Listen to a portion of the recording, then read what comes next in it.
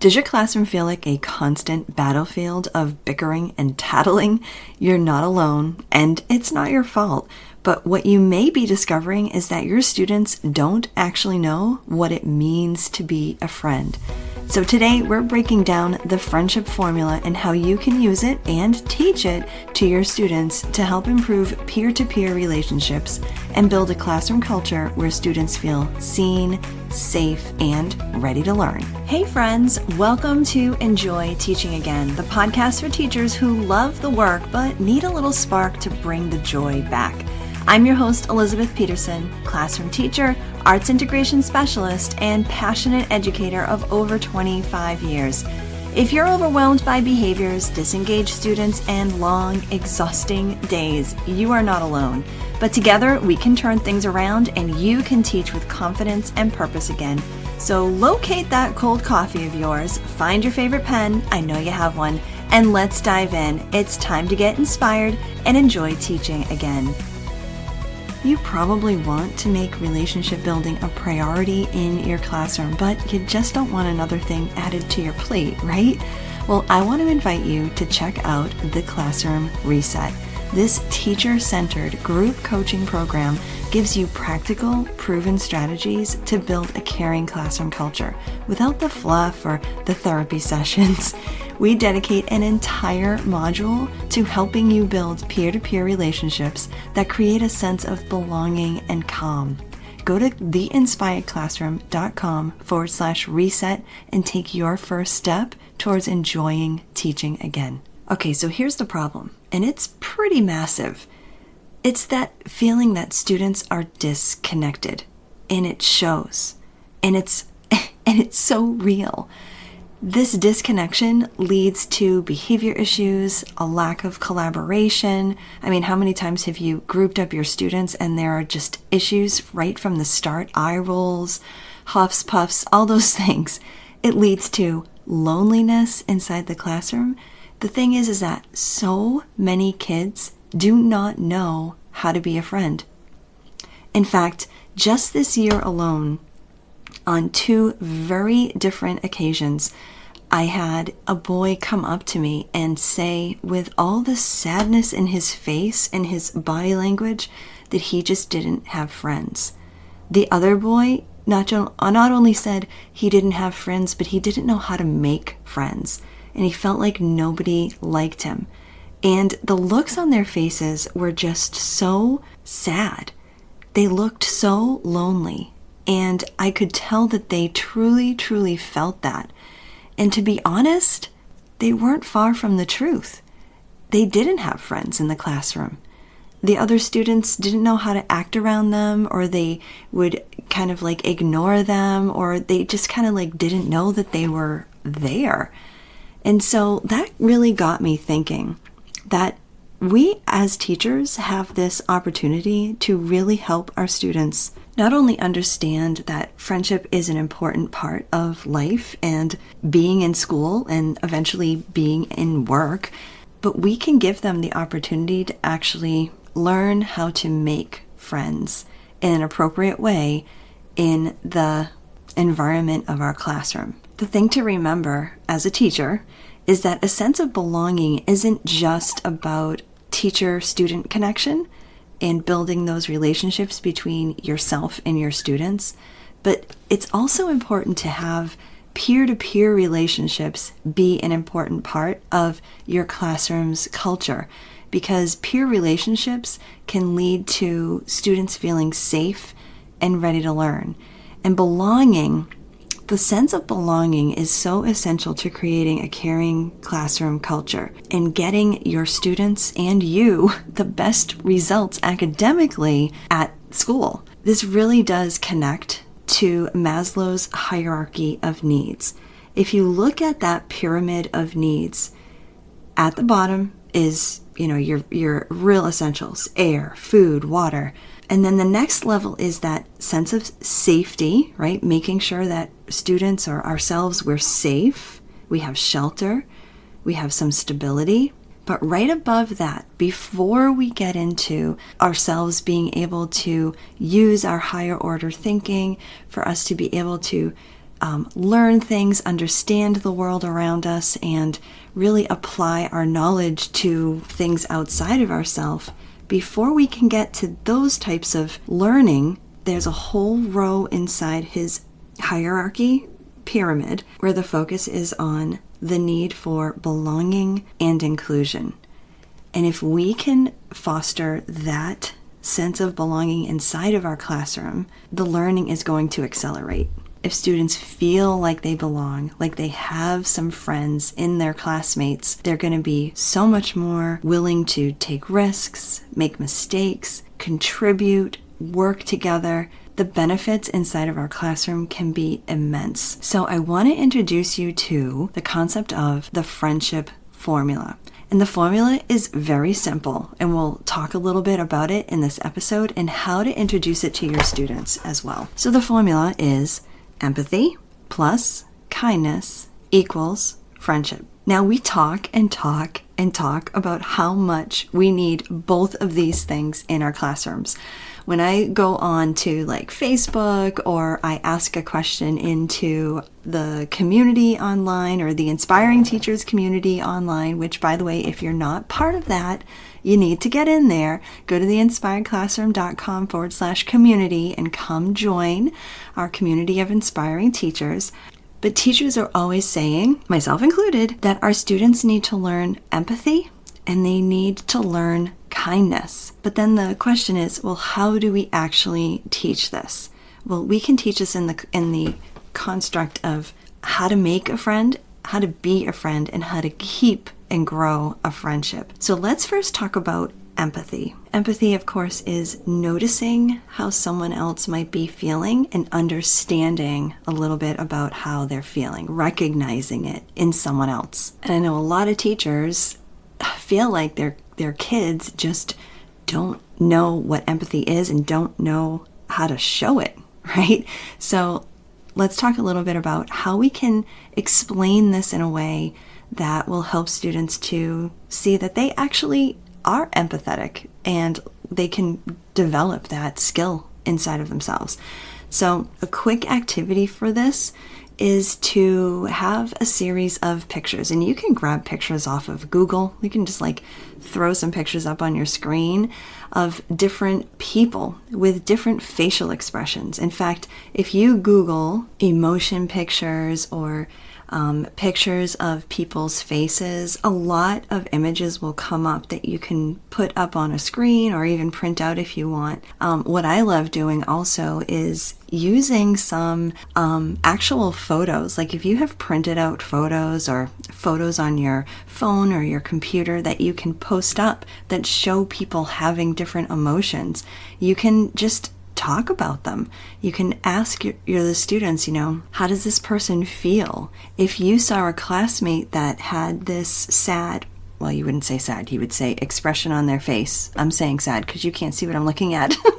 But if you show a picture of like a sad boy next to his bike, and you ask them, how does this kid feel, and how do you know it? Them being able to recognize that and understand that they're upset, and kind of look at the situation around the person in the picture and understand that, maybe his tire popped and now he can't ride his bike anymore, or whatever it might be.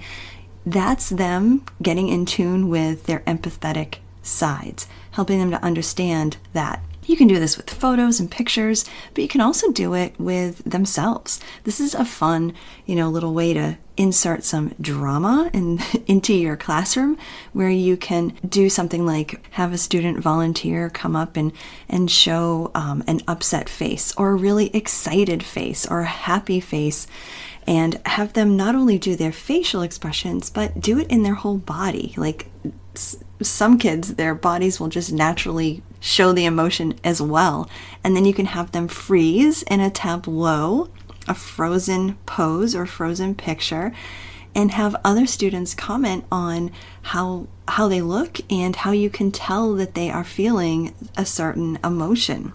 And the other thing to keep in mind is that you can insert these little empathetic teachings, these little moments of acknowledging another person's feelings into the content that you're teaching. Maybe you're reading a story where there's an emotional part. Maybe there's a picture in a book that you're reading. Maybe there's something happening in the social studies unit that you are teaching, and taking just a couple minute pause to think about what the characters or historical figures are actually feeling in those moments and why they're feeling it. Just another way to practice recognizing empathy. This is the type of thing that you don't have to spend 20, 30, 40 minutes on. This can be a very, very quick little activity to have your students understand what the word empathy means. There's such a difference between telling students about something like empathy and taking a quick moment to show them and help them understand what empathy actually is. And empathy is something that will translate into so many parts of your classroom. Think about how you want your students to feel empathy for a student who maybe doesn't understand something right away, and have them acknowledge that that is totally okay. Or if you have a student with a disability, I'm sure you have other students who consistently show empathy for that person. Or maybe they need to practice a little bit of empathy for that person. Now, empathy is just the first part of the formula. The empathy is the feel part. So that's the internal part that happens first in the formula. And then there's the kindness. The kindness is the action. So we've got the internal feeling of empathy. And now the second part of the formula is the external action that will be taken. So once in that little moment you have empathy for what's going on with someone, now you can do something kind. We talk about kindness all the time, don't we? Be kind, do something kind, doing acts of kindness. Well, you can give your students some ideas of what they can actually do when they see someone who might be in need. Or this is also a positive thing too. If they see someone who's excited, they can also do something to show that they're excited for them. So these acts of kindness can be going over and asking if someone's okay. It can be going over and saying, hey, you did a really great job on that. You must be so proud. An act of kindness could be a high five, or it could be offering help to another student, like, oh, you're having trouble with that math equation? Hey, I can help you out with that. And of course, you can have your students brainstorm some ideas of kind things that they can do for another person. It can be making them a card, or helping them pick up their pencils off and crayons off of the floor after their pencil box just fell. I mean, that is a classic example of this friendship formula. Someone drops stuff all over the floor. We've all been there, right? And there are students who will notice and have some empathy and then go over and actually help. And have you noticed that in recent years, there's a lot of kids who will barely notice that something happened to a classmate like that and won't even go over and help them? That just happened to me the other day. A kid was working on a paper in my classroom. She had an entire caddy of markers and crayons and colored pencils, and there were some odds and ends in there, glue sticks and erasers, like all the things.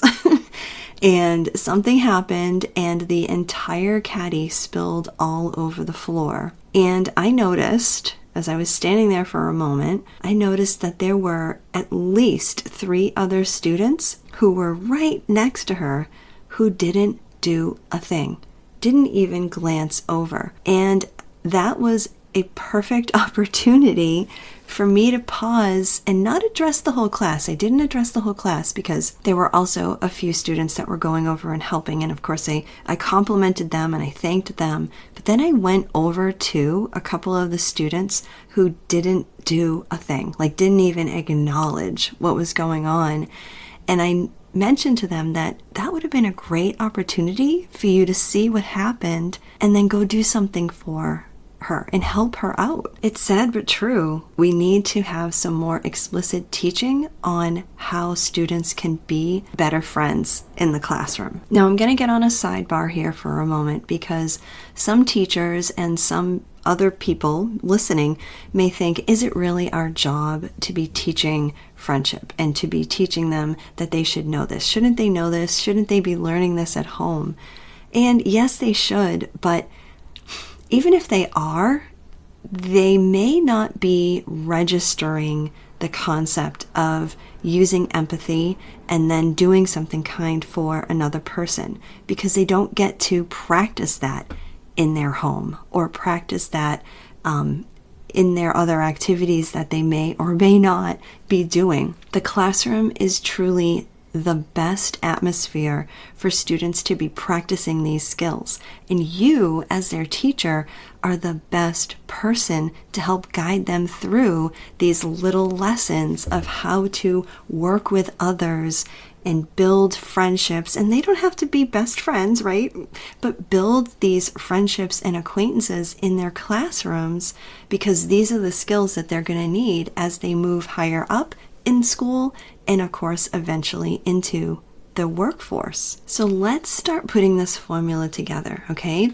So empathy is that internal feeling, and then kindness is that external action that someone's going to do something. So we've got the feel, we've got the do, and that's what leads to making friends. It can be used for building friendships. It can be used for keeping friends. Having this formula really helps students to understand that friendship isn't just about liking someone. It's also a combination of understanding and caring about others. Now, maybe you can kind of put this together as a class by, building a friendship anchor chart. You could have your students come up with some ideas of, what does friendship look like? What does it sound like? What does it feel like? What I like to do is put the equation on the board, E plus K equals F, and talk about each part of those things. Okay, so what does empathy look like? And we put the word feel, or we might put like a heart underneath it. And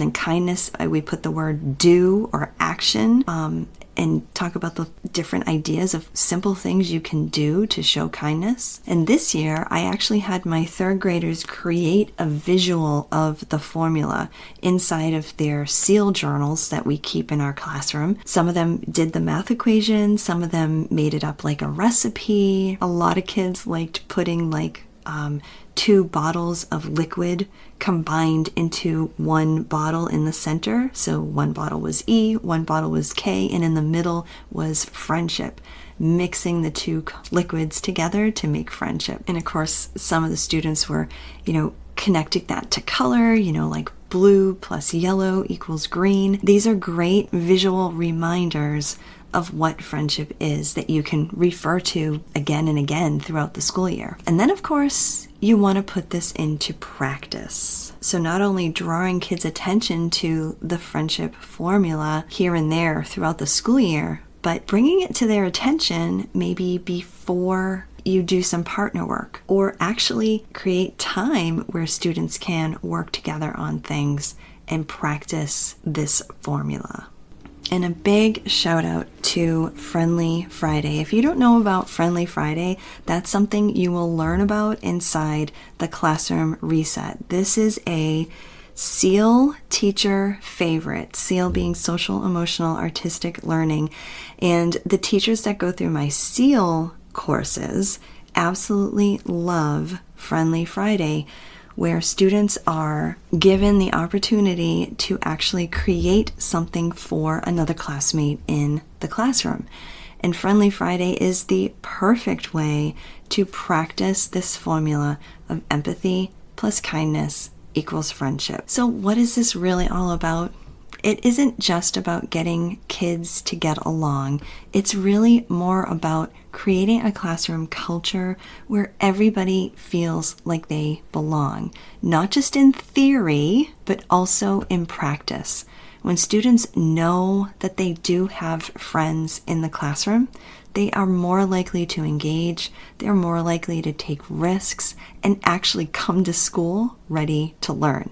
This is the type of thing that can be a real game changer for so many students. So often, we focus on building our relationships with students, which is super important and a big part of what you'll learn inside the classroom reset. But remember, our students also need to feel seen by their peers. Think about it for yourself. Your work environment is much more fun, much more successful, and way more enjoyable when you have friends as your colleagues. So what a gift we can actually give our students to have the same in their little mini versions of going to work, which of course is your classroom. So consider how you can introduce the friendship formula to your students. E plus K equals F. Empathy plus kindness equals friendship. Empathy, feeling, kindness, doing in order to build, make, or start a friendship. You can talk about it, post it, practice it, and just watch the shift inside your students. And I can't wait to show you even more about this when you join the Classroom Reset. So head over to theinspiredclassroom.com/reset to learn some more. I can't wait for you to join. I hope this episode inspired you, encouraged you, or gave you a fresh idea to try. And if so, I would love for you to take a screenshot and text it to one of your teaching buddies. I'm so grateful that you landed here with me today, and it would mean the world to me if you would leave me a review over on Apple Podcast.